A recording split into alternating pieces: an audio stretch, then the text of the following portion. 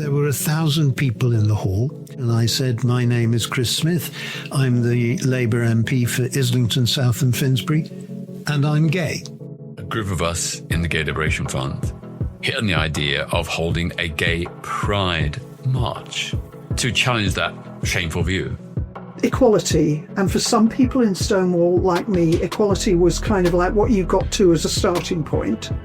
Welcome to The View From Here, the podcast that explores the lives of key people in the LGBTQ+ movement. I'm Jonathan. And I'm James. We hope you enjoy the podcast.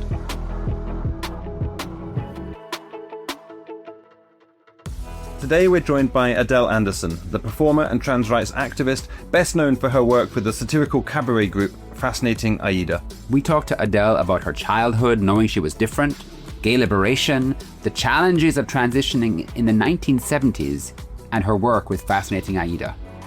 This is an adult podcast exploring an often difficult period of LGBTQ+ history, and as such, this series contains discussions of suicide, conversion therapy, homophobia, transphobia, drug use, strong language, and graphic sexual descriptions. But it also has a lot of joy and laughs along the way. One extra note. This was recorded before the April 2025 Supreme Court case on trans rights in the UK. We are so excited to have Adèle Anderson here with us. Well, thank you very much. Thank you for joining us. You and I have met before. We met at our great friend's sad passing but remarkable funeral. Yes, Betty Bourne. Betty Bourne. The wonderful Betty Bourne. Who was extraordinary. Did you ever work with Betty? I didn't, but he did influence my life in a great way because I went to university in Birmingham. I was doing drama there. And I was kind of wrestling with being gay while I was there. I actually referred myself for aversion therapy while I was there. That's another whole subject. But anyway, when I left university, I came out immediately. And so I was with GLF. I joined GLF, Gay Liberation Front. And I was reminded of it recently. A researcher came to visit me and said, and do you remember when you addressed the conference in Sheffield? And I went, no. And he went, well, here it is. And he had all the transcripts and everything. And apparently I used to give firebrand speeches about gay politics. And one of the things I said was, now I know there are some people who do want to change their gender, but I don't feel that the need for that, because I was presenting at the time as what I called myself a radical queen. And that was a direct result of having come down to London and met Betty Bourne and Blue Lips and all the rest of it. And I saw what they were doing. And I went back up to Birmingham and I became Birmingham's only radical queen. What defines a radical queen? Well, I dressed in women, I mean, you call it non-binary now. I dressed in women's clothes, but I didn't make any attempt to be a woman. Right. I suppose a bit more like David Hoyle does now. You know, I would wear makeup, but I might have beard growth, etc. And I was very aggressive with people. If they gave me any trouble, if I get on a bus and I'd go, what are you looking at? Never seen a man in a skirt before? You know, all that sort of stuff. So I wasn't a very nice person when I was doing Birmingham it. in the early 70s. Yes. We should. Wow. But interestingly enough, Gay Lib were invited into a comprehensive school while we were there. Can you imagine this happening now? Oh my God. To talk to, I suppose they were about 14 or 15, the kids. And we all went in to talk to them about gay politics. And I went in I had a skirt suit. So I looked like I was going to the office, but it was a skirt suit. Mm-hmm. And there are lots of people doing it down in London. Julian Howes, who worked on the London Underground. There was a directive that went out about the uniforms for people on the Underground. They weren't allowing women staff to wear trousers. Mm. And so he, to protest, turned up in a skirt. And it was all over the papers. So that sort of thing was going on a lot down here, but it really wasn't up in Birmingham. That was a London thing, not anywhere else in the country. Well, it certainly wasn't happening in Birmingham. No. Yeah. Apart from me. And but then I actually met some trans girls, and we were all in Gay Lib for a while until Gay Lib. I mean, it started to fall apart quite soon because, first of all, the lesbians left because of the toxic masculinity, and then we were politely reminded that as we identified as heterosexual women, we didn't have a place there either, so we had to go. Oh, wow. Wow. And by that time, anyway, I decided that I was going to. I was fed up with being a radical queen. It was too much like hard work, and I actually was going to do what I really had wanted to do all the time, which was to transition properly. So that's what I did. And just going back to that moment we went to that school. Yeah. Do you recall that? Do you recall what the young people said? Whether you were nervous? What was that like for you? I don't think we were nervous because there were quite a few of us. But it was all men. I don't think there were any women came with us. No, they asked quite intelligent questions. But it was interesting that they asked us about, wouldn't you like to be able to get married? And we all went, married? No, we don't want to do anything Married just for straight people. ridiculously heterosexual like that. No, we're destroying the patriarchy. And no, we don't want to do that. No, we're not interested in monogamy. No. I thought, I don't know what happened to that generation of children. And this must have been shortly before actually talking about homosexuality in schools was banned. Yes. Well, this was still in the 70s, right. I'm talking about, because I graduated from university in 1972. Right. And I am now 72, so it was quite a long time ago. So, but we were very, very political. We went to, we marched with that would be a bit later. We marched with the miners, of course, and everything. I didn't go to Wales and do any of that bit. But yes, it was quite a lot of politics. And I sort of felt like I had to live a day-to-day as an out gay person, and I had to really be on it all the time. And I just got a bit sick of it, really. And I actually just wanted to be a woman. And until I discovered, of course, well, that was ridiculous. I wasn't just going to, because I remember when I first transitioned, I went in to visit one of my gay friends. He was in hospital for something. And I was wearing a pair of green slacks and some hush puppies. He said, "What the fuck are you wearing?"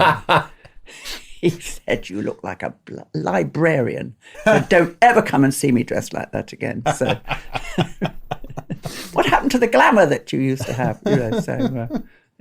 So I went back to it. Yeah. Back to the glam. Well, except I'm not uber glam these days because I'm on stage. I can be uber glam on stage. I don't need to be uber glam. I'm so excited to get to Fascinating Aida. That's a long time to which come in. is what I'm fanboying, if I'm honest. Right, okay. But let's talk about that period of transition for you. Yeah. You did a podcast recently called Gay Old Time, which was a fantastic interview, and you talked about going from a gay man to a drag queen to a radical queen to transitioning. Yeah. And there's a lot of coming out there, right? There's a lot of yes disclosures of who you are. Yes. So let's talk, if it's okay with you, let's talk a little bit about transitioning in the 1970s and what that looked like for you. It was, I know it's such a cliche, but I really did know when I was 3 that I was trans, because I remember I wasn't sitting under the piano like Jan Morris, if you've read her book Conundrum. She says, I was sitting under the piano listening to my mother play Beethoven's whatever it was, and I knew. But no. I was running around the house with a towel around my head saying, look at my lovely long hair, etc. And I said to my parents, when I finish being a boy, I'm going to be a lady. And my dad said, well, no, it doesn't work like that. You can't. And I was really very upset. And I was quite an emotional child. And I used to have terrible temper tantrums when I was young. The slightest thing would set me off. I was very overdramatic about everything. Then I went off to boarding school, and you have to, a bit more regimented there. So the thought of being a girl it died down for a bit. Did you have in your head any idea of what that time frame would be at that time, if you recall? So finishing being a boy, going to be a lady. When did you think that bit might happen in your mind back then? I didn't really know. I suppose I thought once I got to 10, maybe. When you're 3, 10 seems quite a long time away. I don't know why. I just sort of had thought it would happen. I knew I was a boy. I knew I wasn't a girl. But I thought, well, then I'll stop being a boy, and then I can be a lady. Somehow it will happen. But then I was told it couldn't happen. So that was very upsetting. Mm-hmm. But then I'm very pragmatic, and I adapt to the situations I'm in. So when I went to boarding school, but I was a cathedral chorister, so I got to wear long dresses anyway, like a cassock and a surplice, and be adored by the people who came to hear us sing, and be on the telly and do stuff. So because our choir got filmed. And then when I went to boarding school, of course, I just was pubescing at the time. And suddenly there were all these 18-year-old men with muscles on the rugby field. And it was quite, then other stirrings happen. You forget about being a girl because suddenly this other thing is happening down below. Nothing, as I said in that other podcast, nothing was happening because the year before I went to this boarding school, which is also a cathedral school, this public school, 4 of the senior boys, had been found having a gay orgy in the bell tower of the cathedral. And as a result, a sort of Stygian gloom had settled over of Puritanism had settled over the school. So nobody was looking sideways at anybody. Nobody was doing anything. So and did that shut down all talk about sexuality and gender identity in this? Maybe there wouldn't have been much of that anyway, but did that just kind of shut that all actually, down? I think I had my sex education talk at prep school when I was about 12. Right. From the priest. Oh dear. Yeah. So it was while I was at public school that my father found out I was gay.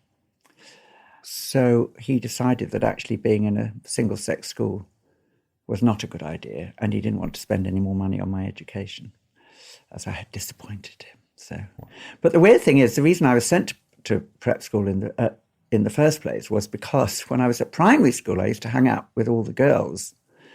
And the head teacher called my father in and said, "You're going to have problems with this boy later on in life. You need to get him in, into a single-sex school." so he got ill advice from both ends, really. So my father actually was going to kick me out the house then, because I was 15. You could leave school at 15, and I'd just done my O-levels as well. He said I could become an estate agent, which I didn't hold out much joy for me. But luckily my stepmother refused and wouldn't let him do it. Because the first thing he did was he took me to a child psychologist who said, yes, I was an invert. I think that was the word he used. And I would need to have aversion therapy. I think we called it conversion therapy in those days.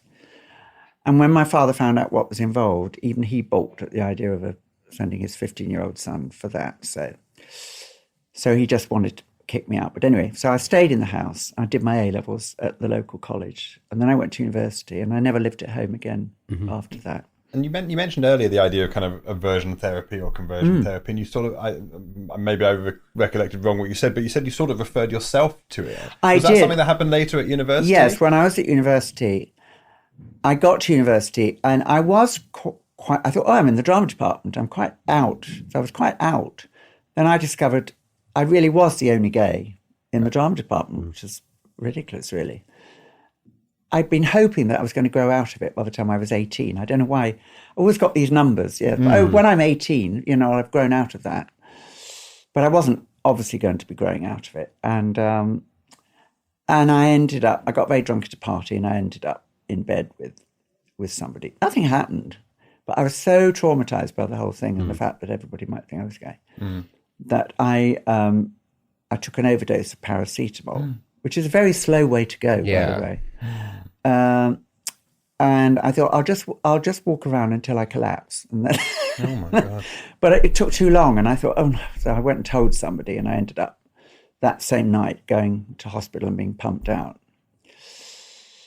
And interesting enough, when I woke up the next morning in the hospital, who should be all over the front page of the papers but April Ashley? Oh, wow.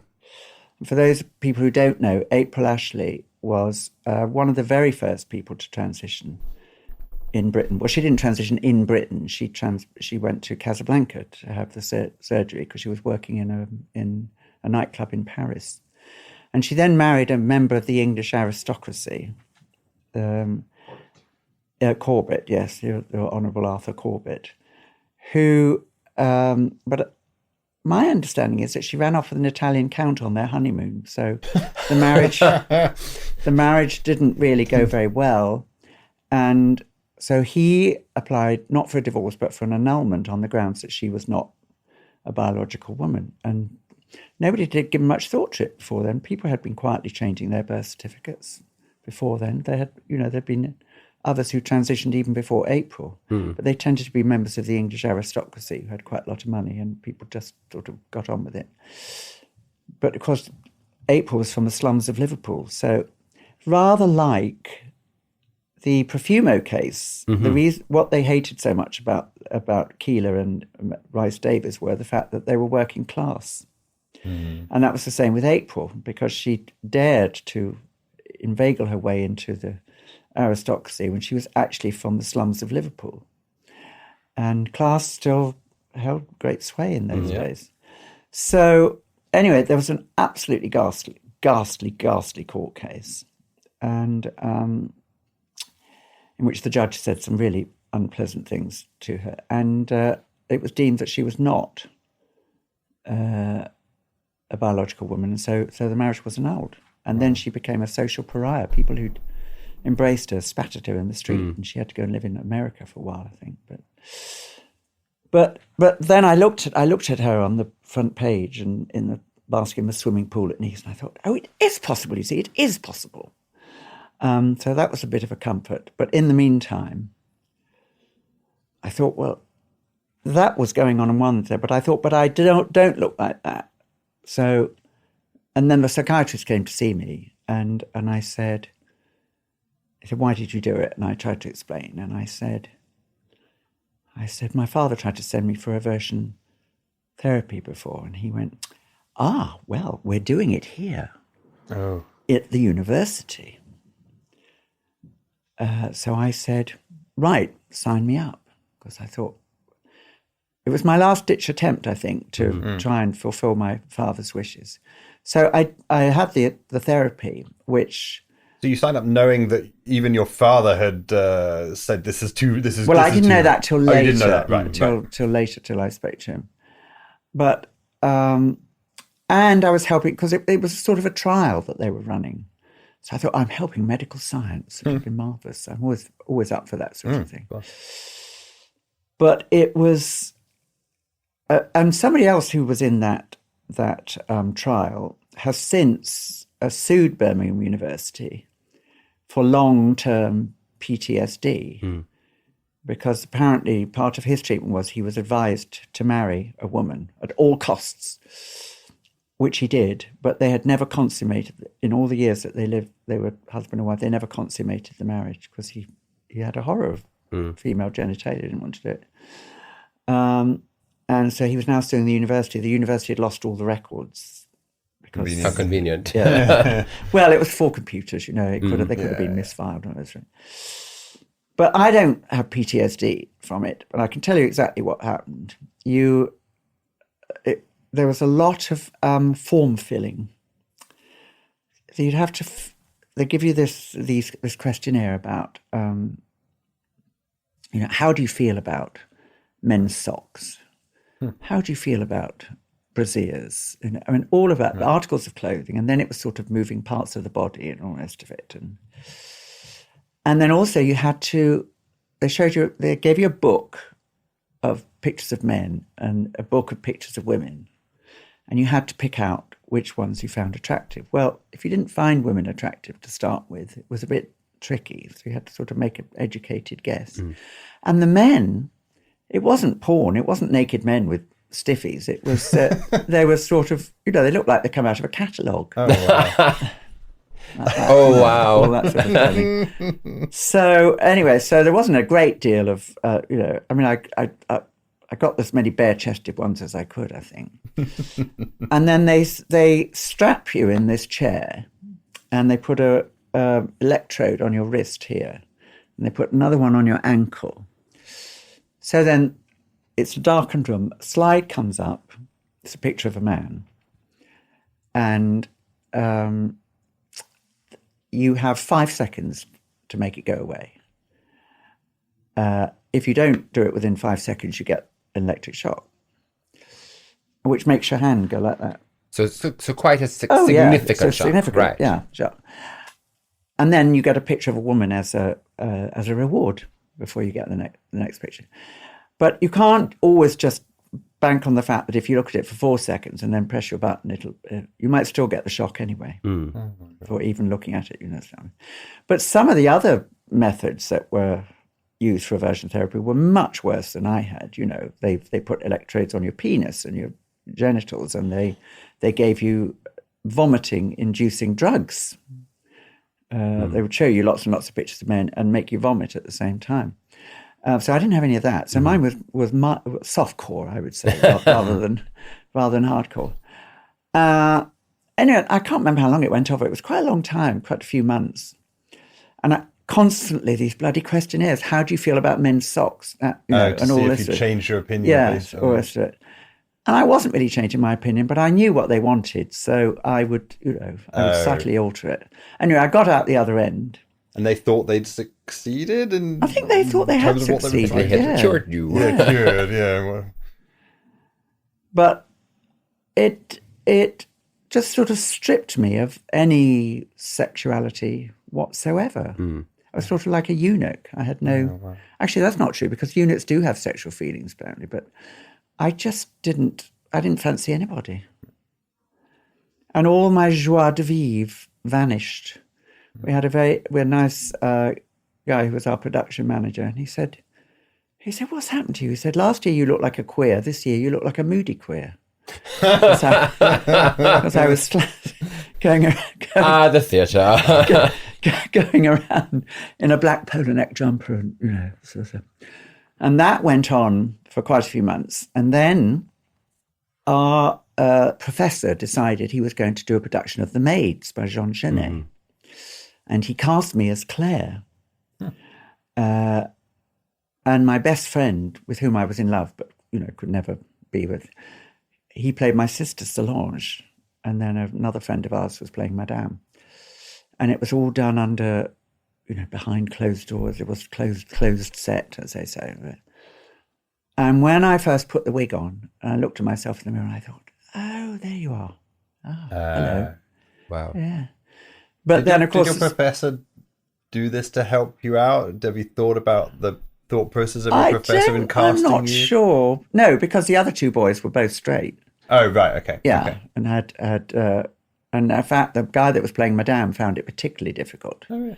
Could not walk in those high heel shoes. So they did their best. But I mean, my friend who was playing my sister, because he and I had a very close connection anyway, we found it a lot easier to play with each other. But then the play finished and we all grew beards to to reassert our... Prove how manly you are. So that went on till the end of that year. And then in the third year, this is 1971 to 2, a lot more articles about gender and sexuality and stuff started to appear in the papers. I remember when Wally Stott, the band leader, became Angela Morley and moved to America. Yes. And there was a very small piece in the paper about her. Just there was a sort of grainy picture of her in a car, and off she went, and there wasn't a big fuss about it. The next big fuss in the papers came with Caroline Cossey. That was the next big trans scandal, as they say, that came along. So anyway, so I left university. So then I left university. So in the final year, I started keeping this scrapbook. I would cut things out of the newspaper, and I made this volumes of these articles. I just said it was just for research, and I was sort of, trying to kid myself. And then I actually donated those books to a gay library somewhere, and I think they're now at the University of Belfast, or they were at the University of Belfast, and now they're somewhere else. But anyway, they exist somewhere. to be looked at, all these old articles. So then I left university, and then I plunged straight into GLF, and within a very short space of time, it happened. I got pounced on by 4 bitchy queens who decided to make me into their own image.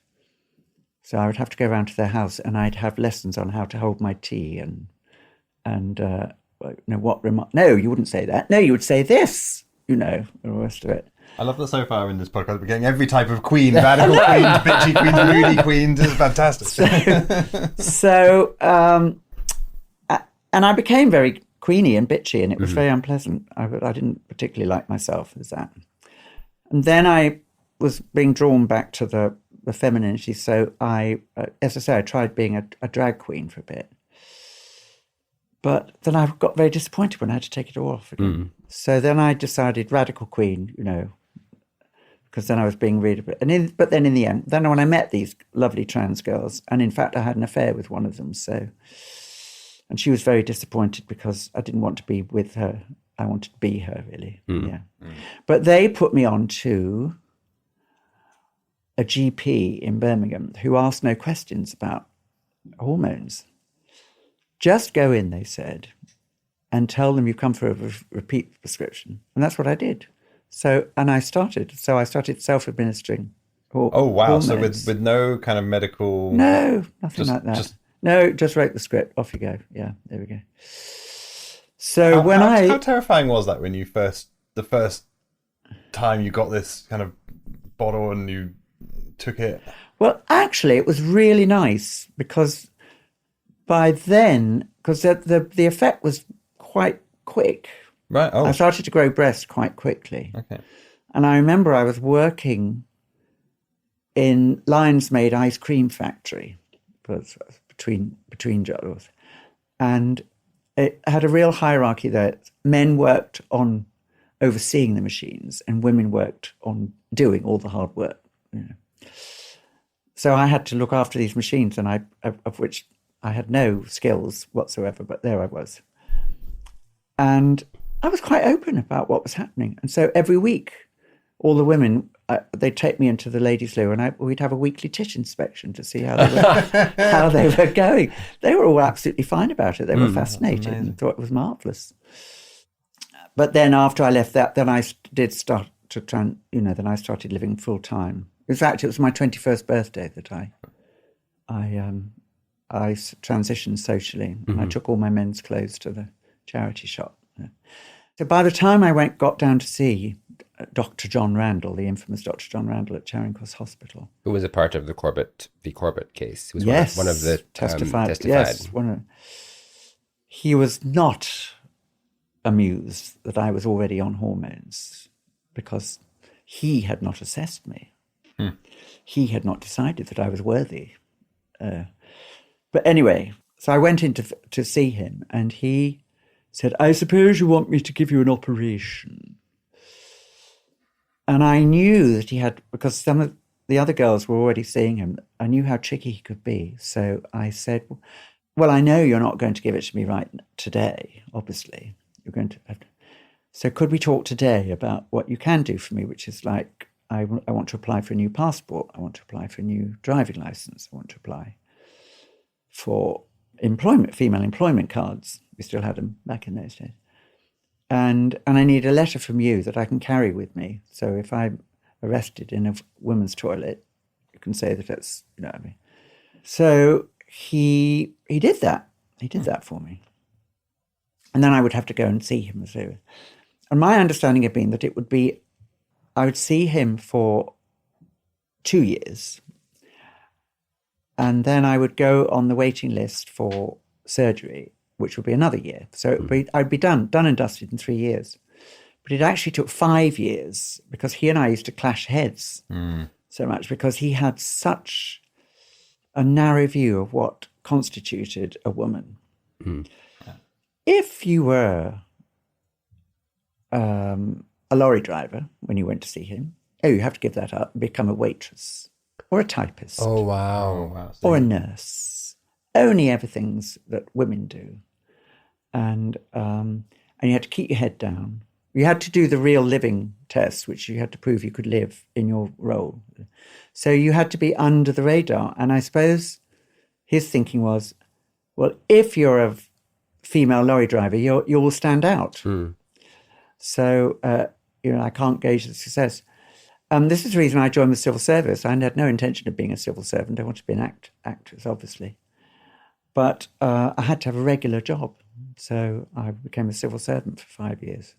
And I have to say, they treated me very well. They had a non-discriminatory policy.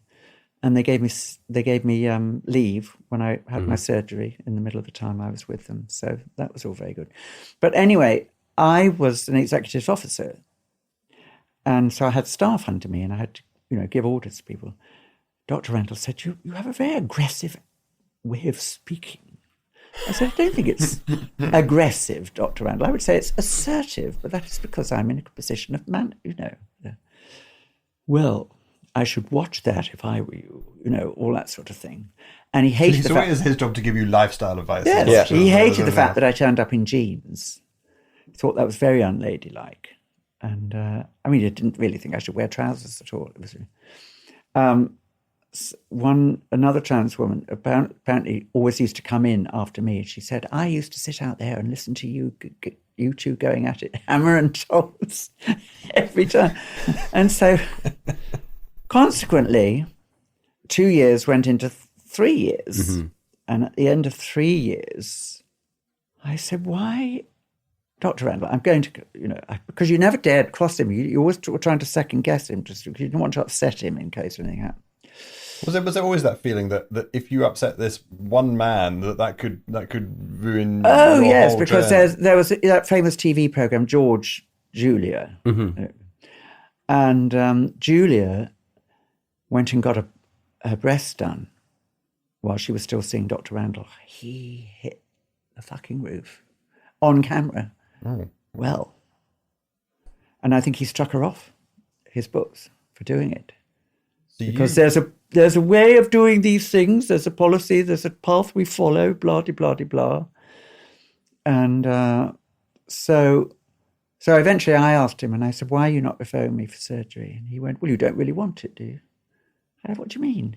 "I refer you to the very first meeting we had when I asked you if you wanted surgery, and you said you didn't." I said, "No, I don't think that's what I said. I said, I know you're not going to give it to me now, because I knew if I'd rushed in there and said, if you don't give me surgery today, I'm going to cut it off, you wouldn't have had anything to do with me."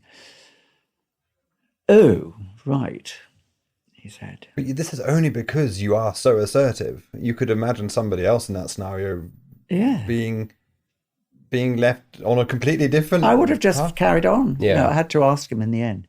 "Oh, right." So we thrashed that out. So I thought then the next time I went to see him that he would then send me off to see the surgeon. No, I had to wait another 6 months. And eventually I got to see the surgeon. But of course the waiting list had grown to 2 years by then. So 5 years seemed an awfully long time at the time. Of course, now it's a drop in the ocean. And I met somebody recently her trans son has been trying to get an appointment for 6 years, just to be seen initially, and eventually was seen, was prescribed hormones, and then his GP refused to fill the prescription. Said, "No, it's dangerous. I won't do it." Wow. So now it looks like they're going to have to go privately to get it. She's got her MP on board and the rest of it. So. Yeah. But there's somewhere else. There's someone else in Edinburgh that's suddenly just told all the trans patients, "No, can't have it." We think about the journey of rights and progress to be one directional. That we're always going. Things will ever get better. No, they don't. And they don't. Yeah. Anyway, after I had the surgery, in which Dr. Randall came in to see me in the hospital, and said, "And what do you think of your new vagina?" I said, "I think it's beautiful, Dr. Randall." He said, "Beautiful? I don't think that is a word I would use to describe that particular part of the body." So, wow. So, yes, he was a funny old misogynist. Anyway, I got it done. And then when he saw that I was happy, was successful, then he threw stuff at me. I got my breasts done for free on the NHS. I got my jaw done. I had to pay for my nose. They wouldn't do that in the NHS because there wasn't anything wrong with it. Really. But, well, it was bigger. I wanted a different one. So. But, and he also offered me, he said, well, you're a bit tall for a girl. You know, I love that expression. Oh, she's a bit tall for a girl. Yeah. But there is an operation where you could have a bit taken out of your femur. And I went, I don't know if you've noticed, Dr. Randall, but I've got a very long body and a big head and quite short legs in proportion. So I think if I do that, I will look very, very weird indeed. Oh, well, it's up to you. You know, so I imagine that would be a super painful. Oh, it is. It's well. excruciating. Oh my goodness me. Yeah. So meanwhile, so I've now transitioned, and yes. So we're thinking this is 1978. Yes. Right. Yeah. And I'm still not in the theatre. So when I left the civil service, I went back to college for a year, to do a diploma for personal assistance. I couldn't just do a quick secretarial course. No, I must do a diploma, and so did the whole thing with the office practice, economics, and I started thinking I shall swan into the city and do lots of temp work while I'm waiting. But if I tell you that I did my typing exam on an electric typewriter, you'll know that computers arrived pretty soon after that. And so... Can you still do the shorthand? Oh, I was good at shorthand. Yeah, I got to about 120. Wow. Yeah. 55 words a minute typing. That's pretty good. But when I went into all the agencies, they said, well, you haven't got any experience. So in the end, I ended up getting another permanent job. I worked for the catering manager of IPC magazines. And he was a man who had a title but no job. No, he had yes, because all the catering was actually done by an outside catering firm called Gardner Merchant. They used to come in. All I had to do was compile some statistics once a month, and he often wouldn't come in till lunchtime. But yeah, how do I get that job? He still needed us. And I mean, he was lovely. His wife had been an actress, so he quite understood my yearning to it. He said, why are you doing this job? Why don't you go off and work, write for one of the magazines? I said, I don't want to be a writer. I want to be an actress.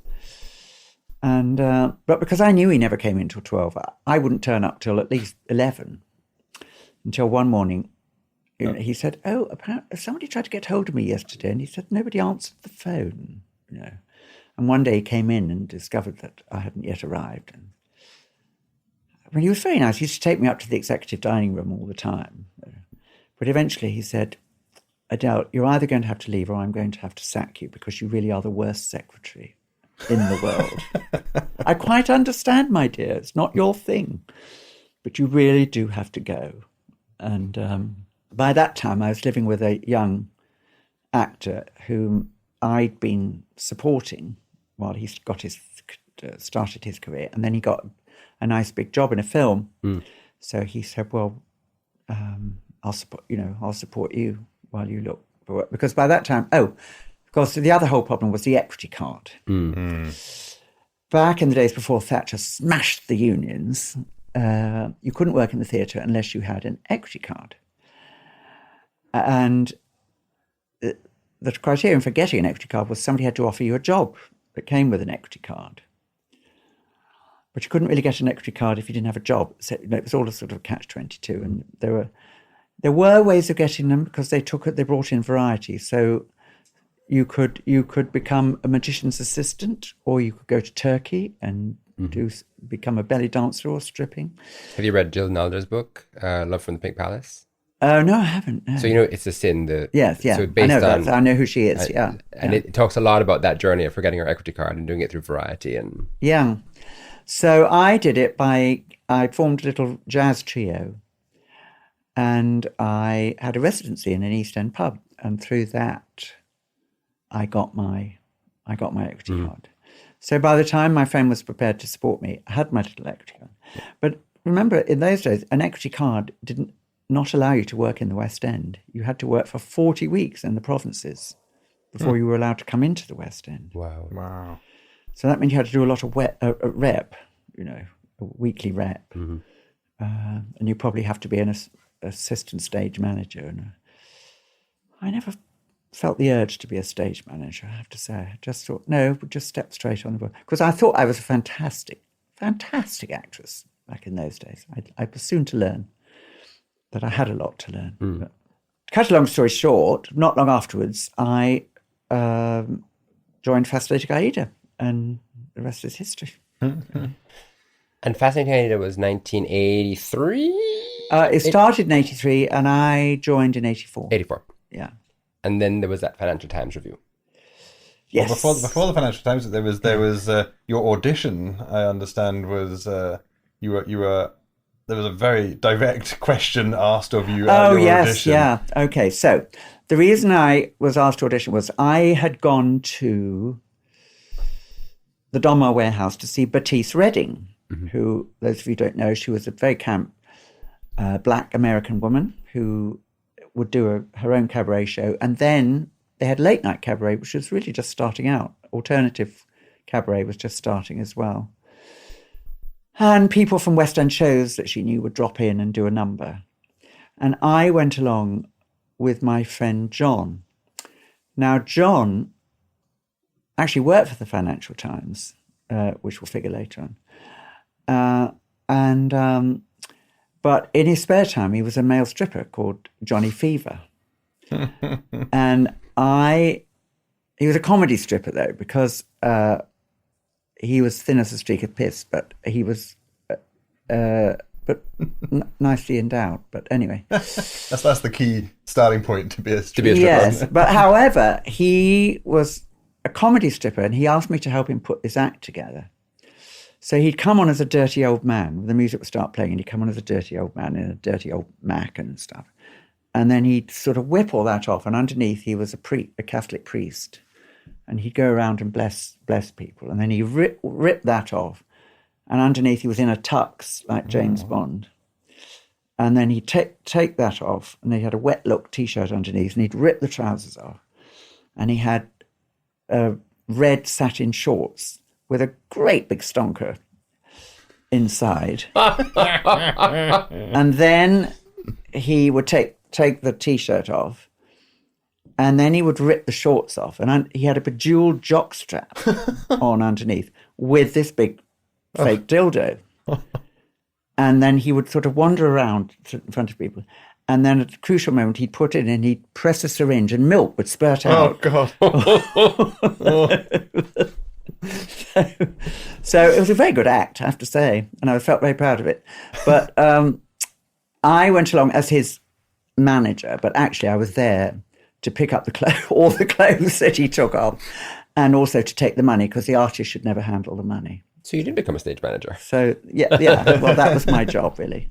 And I got my own male stripper as a boyfriend out of it, who was like the proper, all the goods there, which was very nice for a while. He didn't last that long, but he was good for a while. Anyway, so John and I had gone along. He was all dressed in his black leathers, and we went along to the Donmar warehouse to see Bertice Redding, and afterwards we stayed on for the cabaret.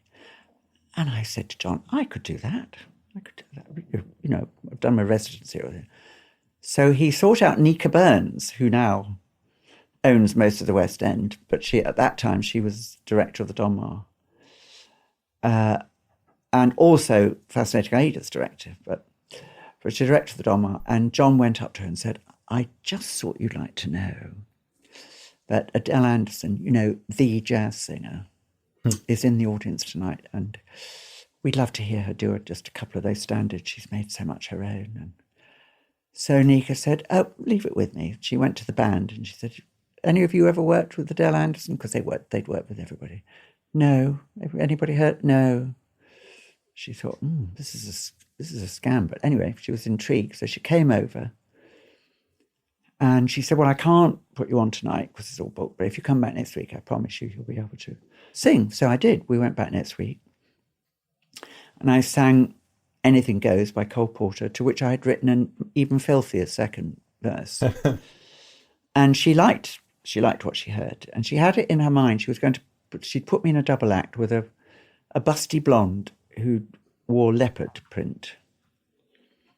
But then the more that she thought about it, she thought, no, Fascinating Aida. So she, because their soprano was leaving. So I went along to Dilly's house, and yes, they said, what is your vocal range? And I went, oh, I don't know. I'll just start at the bottom and go up. So I sort of went, all of that. I went, oh, right. And Nika said, there's no easy way to ask this, Adele, but are you a man? And I thought for a second about it, and I thought, no, that's the wrong question, because I'm not a man. I don't really regard myself that I ever really got to manliness, as they say. I was sort of so you did go from boy to lady. A boy to sort of gay to, well, I mean, obviously men and they were gay men, but I just didn't feel I really got a grasp on masculinity before I left it. And also, I thought, well, I might never see these people again. I'm not going to sit down and tell them my life history. So we'll see. So I left. So I said, no, I left. Then I got the bloody job, of course. So, and I asked my friends, what shall I do? What shall I do? And they said, no, well, you obviously got it on your merits. That's fine. So I naively thought that would be the end of it. But of course it wasn't. Was that, in that moment of being asked that question, was that just, and I think all of us as kind of queer people have that regular coming out moment that repeats over and over again, going to a new job, going to, just in your general day-to-day life, there's a kind of almost coming out is something that happens all the time. And it's kind of exciting off the sort of life story, which I'm finding really exciting, but, how do you feel about this ongoing having to come out all the time type thing? Oh, it's tedious. Yes, it really is tedious. But of course, you have to remember that I was still Dr. Randall's motif was stealth at all times. You don't tell. You move to a different town. You create. The people that had transitioned to move to America, that was kind of his idea of what you should do. Almost, absolutely, right? Yes. And make no reference to... Oh, also, of course, his big thing was, if you had a partner, if you had a wife, he would not even begin to treat you unless you got a divorce. Wow. So that was absolutely, because, anyway, so that's neither here nor there. But then, yes, we went to the Edinburgh Festival, and by that time, the German song, as it's called, Lieder, doesn't matter if you sing out of tune so long as your German song, had been written. And we did it with like Sally Bowles in Cabaret and lots of Bob Fosse movements and stuff. And there was this review in the Financial Times that said Adèle Anderson could easily convince me that she's a slinky transvestite in a Berlin bar, which actually is a compliment. It meant I'd done the job properly. But of course, I immediately took it the wrong way and burst into tears. And then the other girls said, well, don't get it. We've known for a long time. And you didn't know that they knew. I didn't know that they knew. They all knew. Apparently there'd been, oh God, so many discussions going on behind my back. So they managed, the agency wanted to sack me. I think Nika might wanted to sack me, I don't know. But Dilly, because she's a cuss like that, she went, no, she's absolutely right for the group. And I've often wondered whether Fascinating Aida would have got more mainstream telly if I hadn't been in the group. Because I know certainly we were booked to do a Daily Mail fashion spread, can you believe? And then they discovered about me and then they cancelled it. And I remember we did go on Wogan, but Wogan made sure I was as far away from him as possible, and to talk to the other two. So I don't know, but luckily nobody's complained about it since then. But so we went to the Observer, Henry Noble at the Observer, and I had this very short piece, nothing to see here, et cetera, et cetera. And we tried to make the whole thing, we just said, she's a woman now, we're a 3-woman group, and go away. So sorry, was that a denial, or was that you saying, yeah, I am who I am? I think it was saying nothing to see here. Right, okay. Really. She's now a woman, so what's the problem? What's the big story? We are a 3-woman group, and that's it. Occasionally it would still rear its head. We got sponsorship from the Bank of Ireland. In the 80s, there was so much money about. Got sponsorship. I remember those days. With our own Rover car to drive about, which I purloined because the other two already had cars and I didn't. And we used to have to go to these dreary receptions after our shows. And that's the side. The cost of the money. Yeah. I remember this guy saying, "Excuse me, my dear, do you mind if I do something?" I said, "Oh, I don't know." And he reached out and he stroked my face down here. And he turned to his wife. He said, "There you are. I told you she's got skin like porcelain." I knew exactly what he was about, but you can't say anything because. No. I was reminded of when I was much feistier when I was young, and I went to a party, and this girl said to me, "Excuse me, I don't mean to be rude." And I said, "No, but you're going to be, aren't you?" yeah. I'm not going to be, but yeah. So that was all fine, and then there was the other big debacle when I ended up on a double page spread of the News of the World through my own hubris. I have to say, young ones, learn and take note. We were approached by a journalist who said they were from the Sunday Mirror, I think. And he said, "You always get interviewed together, all 3 of you. I want to do a different piece. I want to speak to each of you individually about each other and about, So we went, "Oh, yeah, all right. Never thought anything about it." So he interviewed Dilly and who would it have been then?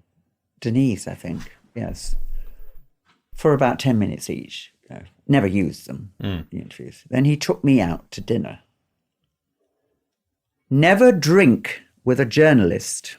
This is my message. Never drink with a journalist because loose lips. Adele's saying this very directly. Very directly. Never, never, never. In case you can't see, she has tea. Yes. Because it's 1:30 in the afternoon right now, and there is no wine because of flowing course, what happened was that we were about to go back to Australia for our second big tour, and we'd already been there for one tour, and I had having been very fearful of going to Australia. Because my father and I did eventually reconcile, by the way, and he seemed to be on board with my being trans, so much so that when he had to flee the country for tax reasons, and he was on the very last £10 POM boat that went to Australia, because that's all he could afford. He went over there, and he lived there, and he asked me if I wanted to go with him. And all I knew about Australia was that it was full of male misogynist pigs. So and creatures that want to murder you. Yes, I thought no. Wants to go. But when I went to Australia in 1986,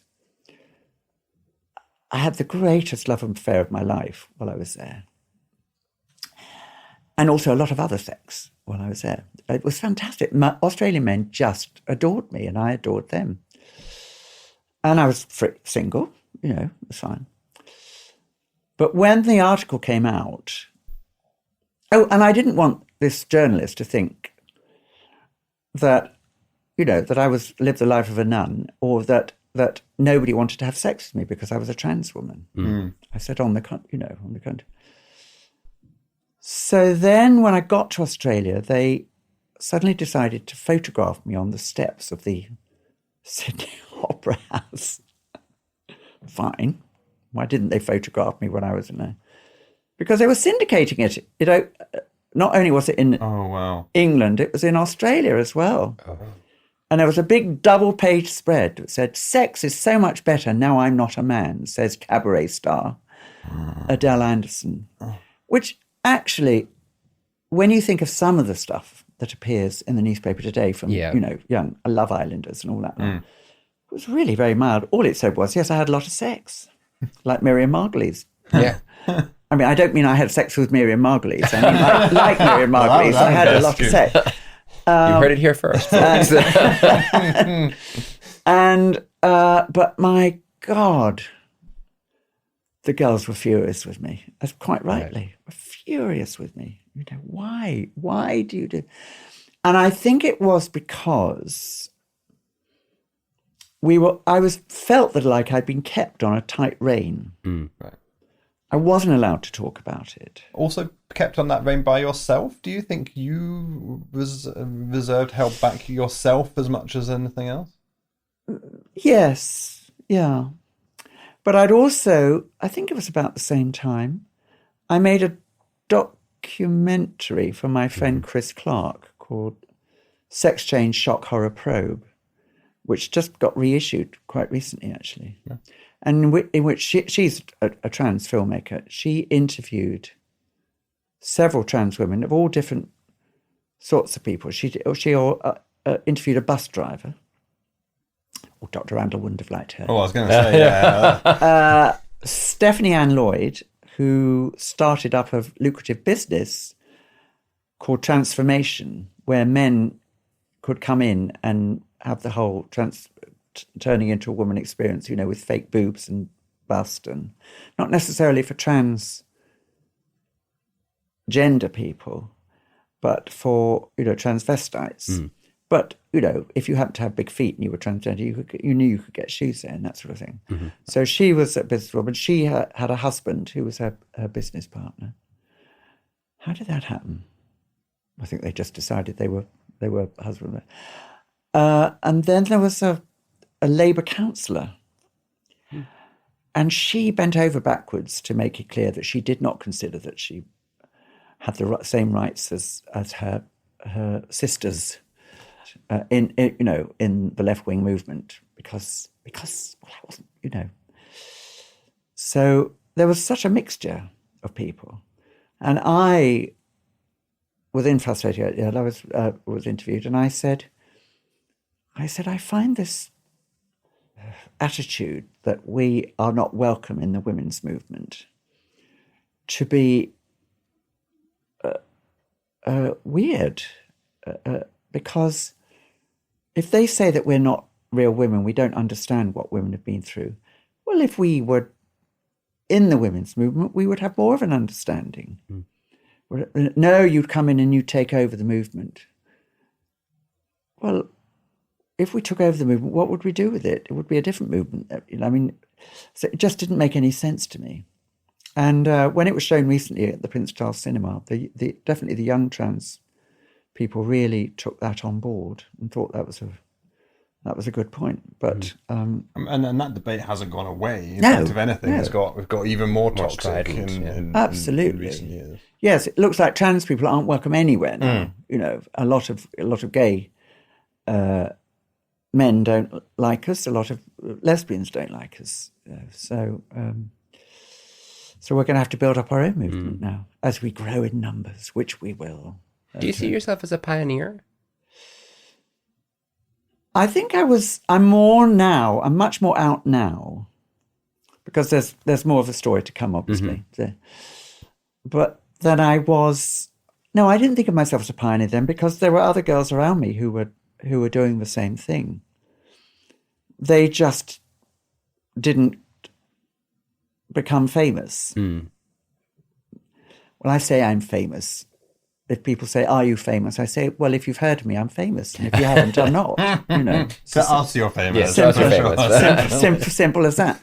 So, pioneer. People say, "Oh, yes," because nobody was doing it. I said, "Well, they were doing it. They definitely were doing it, and they were doing it both ways." Because when I was in there, there was a young trans man having his top surgery. Okay. In there, so it was definitely all going on back then. But even back then, the department at Charing Cross was under attack from people who said this is a waste of NHS money, and they were always threatening to close down the department, which is why Randall was so careful. He didn't want to have any failures. He didn't want anybody to come back and tell him that they regretted doing it. So his attitude was, if you can get through me, things, it'll be all right. So, and I think actually, on the whole, he was right, because it was not a rushed job. You really had to work for it. Yeah, and imagine at the time you wanted this Yeah. now. Yeah. But then, when even as I say it, I think it sounds a bit like, well, I got beaten at school, it didn't do me any harm, so that's what you should expect. Whereas rather than being certainly more compassionate, which I think is the way going now. And that's where society seems to have fallen down, is its compassion. Yeah, but I think the compassion is draining away again now. That's what I mean. So we'll see. Yeah. But I derailed the story a little bit on after the news of the world peace, after the conversations with Oh yes, yeah. So it was but I remember having to tell my friend, whom I'd known for many, many years, who was a school teacher, she said, my colleagues brought the paper in because they know. And I absolutely denied it. I said, I've known her for years. Of course she isn't. I've seen her naked, And I said, I'm terribly sorry. I'm going to have to fess up. And I felt wretched about that, because I'd been friends with her family and her sisters, for years. And that was tricky. But no, I'd had a couple of boyfriends in the past who, when they found out, one of them finished with me and I finished with the other one. I thought, I'm not going to, after the first one finished with me, because I'd sort of shattered his dream of who I was. When the second one asked me, I went, that's it, it's over. He told me years later, he said, I don't know why you did that. He said, I was only asking. Yes, this is all part of the trauma that we all carry with us in our own various ways. Yeah. Well, anyway, things settled down again. And again, we went back to just, there's nothing to see here. And then Dilly wrote, and you wrote this amazing song. Well, that came a lot later. And it was her who pushed me to do it. She's a genius, that woman. And she is the best trans ally that you could ever have. Can you tell us the first verse of it? Oh, when I was a little child of maybe 3 or 4, I looked into the mirror and I hated what I saw. I didn't like my flannel shorts, my shirt and tie and vest. I was incorrectly dressed. I mean, obviously it's a stereotypical picture, but that is how I looked, actually, in my shorts and my school uniform and everything. And it's called Prisoner of Gender. I was a prisoner of gender, a martyr to my sex, neither a bender nor a boy with bulging pecs. Somehow we're allowed to say words like bender and nobody gets upset with us. So, you guys get away with a lot and have done for a long time. But no, I was very reluctant. She just saw that there was a sea change coming. I think things, like Nadia had one big brother. And I think she felt it was time and it would be fine, and that we had enough track record behind us that it wasn't going to hurt the group, and actually it would enhance us. So she said, look, let's just have a go. Let's just see what we come up with. So we wrote a little bit, and then I went, oh, so she put it away in a drawer. And then about a year later, it sort of reappeared. And anyway, eventually, I think it was when Chechnya started, and people were being thrown off high buildings and, burned alive. I thought, I live in a country where nobody is going to do that to me. Well, so far, everybody, we don't know what's to come. But so I will... and I can speak the truth, and nobody is going to, punish me for it. And it was amazing.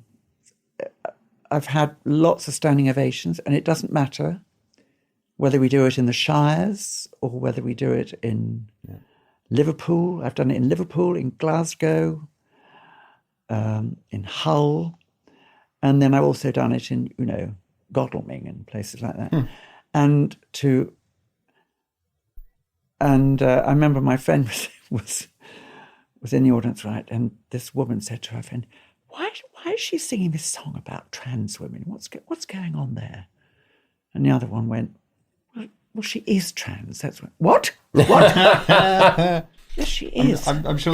No. So it's ridiculous. I mean, I'm sure there's lots of versions of this on YouTube that people should definitely go and see right away. But one that I saw recently had some amazing comments underneath, and one of them was, they saw you perform this, they spoke to you afterwards, and it's given them the courage to move forwards on their own transition, their own journey. And do you feel almost like a role model with the stage that you have, the ability to sing songs like this, to talk to other people that are in your situation, but some years younger?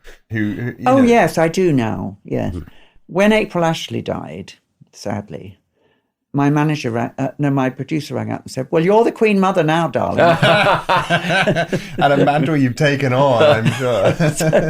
So yes. Suffer the little ones to come to me. Because I want them to know, although I feel that things are very bad at the moment, I want them to know that life isn't about being miserable. Life is about joy. I mean, the moment I transitioned, my anger left me forever. I find it very, very difficult to get angry about anything, and if I do feel it rising up, I can squash it back down. I really dislike conflict, anything like that. And I also, another telling thing was that my best friend that I did the Maids with, he said, when I'd heard you transitioned, I thought, oh no, not another bloody mask, because I always felt I never really knew you. I was talking to a mask, and there was something going on behind, but I didn't know what it was. And I thought, oh no. Did you feel that? Did you feel you were putting on a face that you've now been able to lift? No, I don't think I did, because you're so ingrained. Self-awareness. You just sort of live with it, really. But he said, now when I see you now, he said, I realise the mask is gone, and it's there you are, which was like the nicest thing anybody ever said to me, I think. And so, in that sense, you talked about you were 18, that you took an overdose of paracetamol. What would you, if you could speak to 18-year-old you now and sort of go back in time and be the voice from above, what would you say to yourself? I would say, don't do it, obviously. It's a silly thing to do. And that, a lot of people do it because they're bullied. Bullying will stop unless it happens to be a member of your own family.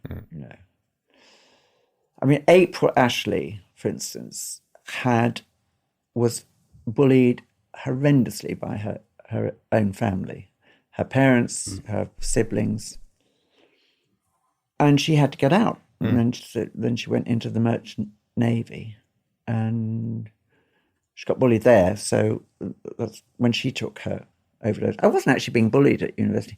I think my friend Shelley puts it best when she speaks of her overdose. She said, I didn't want to die, but I just didn't know how to live. And I just thought, I'm so confused about this. And I kind of never really didn't want to be attracted to men, obviously. But I just thought, it's such a problem. And my father's reason was always, homosexual people have such a difficult life. If there was any way that I could spare you that was his way of saying it, then I was going to do everything in my power to, I said, well, it didn't really work like that. It didn't really spare me anything in the end. I would say, no, if you can keep going. There are so many more things out there now. There's all the on social media toxicity and gangs of people luring trans teens and stabbing them, and it's just awful, horrendous. And also, I do feel sad or concerned for young trans people, because not just because of the puberty blocker business, because I didn't have puberty blockers and lots and lots of us didn't, but because they're having to wait such a long time, and now they can't get any treatment unless some other person who isn't trans, why aren't there more trans psychologists? There really should be. I remember when some years ago my GP tried to take me off my estrogen, or at least switch it to something else. I said, why? He said, well, at your age, you'd be going through the menopause. I said, yeah, but since I never went through female puberty, the same rules don't apply. I said, do you know anything about trans health? And he went, no. I said, well, why don't you go and read up about it? And meanwhile, I'll carry on taking them. Thank you very much. I said, because if you... Once again, the assertiveness... Come back when you've learned something, please. I said, the assertiveness of getting you there. Because I said, if you take me off, within a year, I will be presenting with galloping osteoporosis, and then you'll have a big problem on your hand. And I'd rather avoid that. Thank you very much. Oh, right, he said. So, that was it. Adele, this has been a phenomenal time. I've learnt so much. You've inspired me. You've entertained me, and I've had tears in my eyes at parts of this. And just thank you for being so open with us. This has been an extraordinary, for me, piece of history of our community, and I'm so grateful for you spending the time with us today. Thank you. Thank you, my child. We will genuflect when we stand up.